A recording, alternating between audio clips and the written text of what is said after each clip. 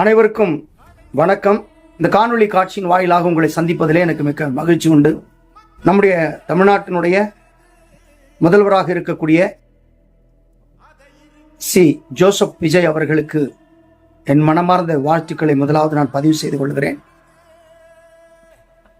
இந்த சமுதாயத்தில் இருக்கிற சில மக்கள் முதலமைச்சர் பற்றி அவதூறான, இந்த சமுதாயத்தில் இருக்கிற அநேக மக்கள் முதலமைச்சரை புரிந்து கொள்ளாமல் அவதூறுகளை அள்ளி தூழ்த்துகிறீர்கள், வசைபாடுகிறீர்கள். நாம மனசுல வச்சுக்கிறவங்களை அதிகமாக நேசித்ததுனால அவங்க தவறு செஞ்சா கூட என்ன பண்ணாது, இமை குற்றம் கண்ணுக்கு தெரியாதுன்றது போல சில பேர் இருக்காங்க. இவர் என்னதான் நல்லது செஞ்சாலும் அவங்களுக்கு அதை பாராட்ட மனம் இல்லை. ஏன் சொன்னால் அவங்க அதே சூழ்நிலையில் வளர்ந்து கடந்து வந்துட்டாங்கன்னு நான் நம்புகிறேன். அதனால் தயவுசெய்து ஒரு மனிதனை பிஜேபிக்காரன்னு சொன்னீங்க, அவருக்கு ஒன்றும் அரசியல் திற பிள்ளைகளை வச்சுக்கிறாங்க, அது ஓட்டு வங்கியாக மாறாதுன்னு சொன்னீங்க, இன்னும் பல காரியங்களை நீங்கள் சொல்லிட்டு வந்தீங்க.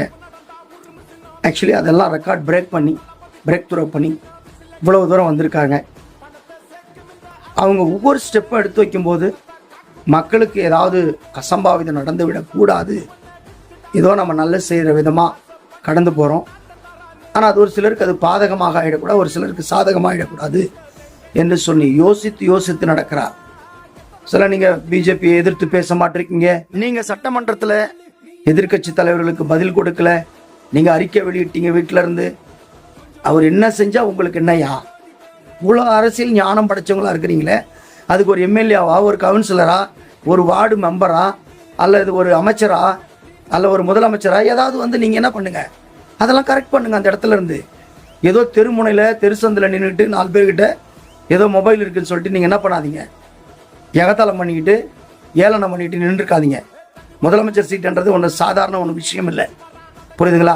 கஜானா காலியாக இருக்குதுன்றாங்க, மற்ற கடன் இருக்குதுன்னு சொல்கிறாங்க, அதையும் பார்க்கணும், கடன் வராமல் செய்யணும், ஊழலையும் அகற்றணும், பல விதமான நன்மை பயக்கிற ப்ரொடெக்ஷன் மக்களுக்கு கொடுக்கணும். அவங்க யோசிக்கிறாங்க. 6 மாதம் இல்லை, 1 வருஷம் இல்லை, 4 வருஷம் இல்லை, 2 பீரியட் ஆடல, 3 பீரியட் ஆடல. அவங்கெல்லாம் 70 வருஷம் 50 வருஷம் கட்சி கிடையாது. அவங்க புதிதாக வந்திருக்கிறாங்க. சாமானியர்களை கொண்டு அமைச்சரவை விஸ்தரிக்கிறாங்க. சாமானியர்களை சட்டமன்ற உறுப்பினர்களாக அவர் உள்ளே கொண்டு வந்திருக்கிறார். இன்னைக்கு ஒவ்வொரு விஷயங்களை பண்ணும்போது உள்ளம் பூரிக்கிறது. அதை பாராட்ட முடியலனாலும் சரி, சேத்தவாரி பூசாதீங்க, கொஞ்ச நேரம் அமைதலாக இருங்க. உங்களுக்கும் அவர் நன்மை செய்தான் வந்திருக்கிறார். எனவே வாய்க்கு வந்தபடி பேசாதீங்க தயவு செய்து. இதுலேயும் ஒன்று விசித்திரமான விஷயம் என்ன தெரியுமா? கர்த்தருக்கு ஊழியம் செய்யறன்ற ஊழியக்காரங்க பாடுறாங்க பாரு பாட்டு. ஐயோ, உன்னை போல பிறனை நேசின்னு சொல்றாங்க. நேசிக்கலாம், இப்படி வசப்பாட மாட்டாங்க, புரியுதுங்களா?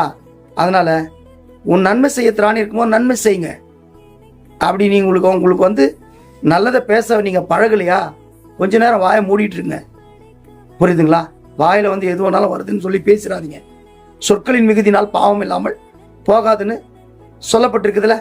அப்ப நீங்க எதுக்கு முன்னாடியே கணிச்செல்லாம் பேசுறீங்க, புரியுதுங்களா? அதனால இந்த கணிப்பாளர்கள்லாம் தயவுசெய்து அமைதலா இருங்க. உங்க வாய்க்கு கடிவாளத்தை போடுவார் கண்டிப்பா. ஸோ மீண்டும் ஒரு காணொளி உங்களை சந்திக்கும் வரை உங்களிடத்திலிருந்து விடைபெறுகிறது உங்கள் அன்பு சகோதரன். நன்றி, வணக்கம்.